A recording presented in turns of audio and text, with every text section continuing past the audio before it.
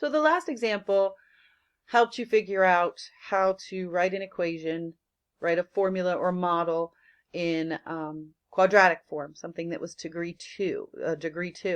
And we already know how to write a linear equation that if we do those differences and that first line of differences gives us a constant number, that's actually our slope. But how do we find higher degree polynomials? So pretty much the highest we're going to go is cubic. And I'm going to show you an example of that here. So we have these boxes, and what we're looking at is the total number of boxes per se that you can make from each one of these diagrams.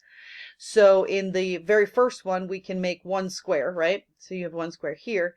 But when we have a 2 by 2 box, that's our n, is the dimension 2 by 2, we can actually come up with 5 different boxes because you have these 1, 2, 3, 4 little ones, and then you have the larger one. When we have a 3 by 3 square, we can come up with 14 different boxes. And that is the 9 that are inside, plus this 2 by 2 here, another 2 by 2 here, another 2 by 2 here, another 2 by 2 here. So that was 9 and 4 more, which got me to 13. And then, of course, the one large one. So I've already figured out those numbers for you, or sorry, the textbook has actually already figured out those numbers for you. So this is the sequence that we're dealing with here. So if you had a 6 by 6 box, you could actually find 91 different squares in this 6 by 6 box. If you have extra time, you could always go back and see if you can find 91 of them. All right, so what we're going to do though is we're going to take that information, that n being the size of the box and the s being the number of squares, and we're going to figure out if there's a polynomial of degree 3 that we can use to model this, so that if I say, okay, we have a box that's 10 by 10, how many squares could you make out of that? And we're going to use it for that fact. So the first thing we have to do is our finite differences to go ahead and figure out that it is a third degree difference, in fact. So I'm going to start doing my subtractions. First one's done for us. 5 minus 1 is 4. 14 minus 5 is 9. 30 minus 14 is 16. 55 minus 30 is 25. And 91 minus 55 is 36. I want to say kudos to you if you recognize something special about those 5 numbers. If not, keep thinking about it and I'll come back and tell you what that special thing is. Now I'm going to do those subtractions again. 9 minus 4 is 5. 16 minus 9 is 7. 25 minus 16 is 9. And 36 minus 25 is 11. And sure enough, when we come down to the third set of differences, that's where we find our constant number. So the third differences are constant, therefore the data can be modeled with a polynomial of degree 3. All right, let's get back to that little challenge I gave you up here. These numbers are all perfect squares. 4 is 2 squared, 9 is 3 squared, 4 squared, 5 squared, 6 squared. So it's nice to recognize some of those patterns when you see them come up while you're doing math. All right, so now that we know it's degree 3, we know that our equation is going to be y equals ax cubed plus bx squared plus cx, oops, I don't know why I wrote it that way, should not be in the exponent, plus cx plus d. No idea why it changed colors on me either. I always love this.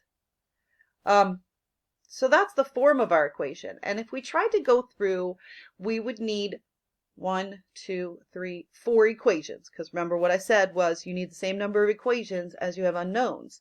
So we would need 4 different equations, which we have that number of points. We could write 4 different equations, and we would need to solve that system.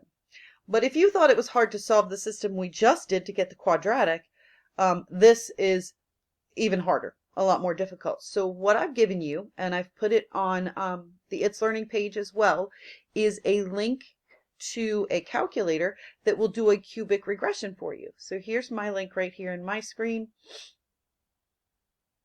Okay, and it will come up and it will look like this. And our calculators at school will do this, no problem. We have to go into our table and enter our information. But to do it online, all I did was search cubic regression calculator. And this is what I came to, and it works very simply. You type your x values in here.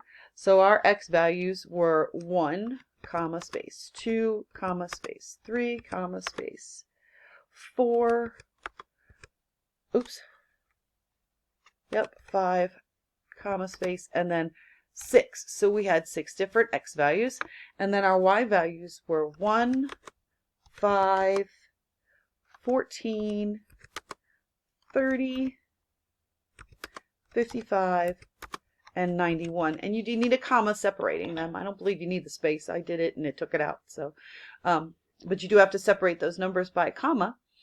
And that simply, you hit calculate and it does it for you. Okay? So this lovely little thing has come through and done our equation for us. So I'm going to go ahead and put it back onto my flip chart here. It's way up here in the corner, and it's written kind of weird because of how I copied it. So I'm going to rewrite it so it looks like what we're used to seeing. So y equals 0.3333 x to the third, and if you recognize that is actually 1/3, plus 0.5 or 1/2 x squared plus 0.1667.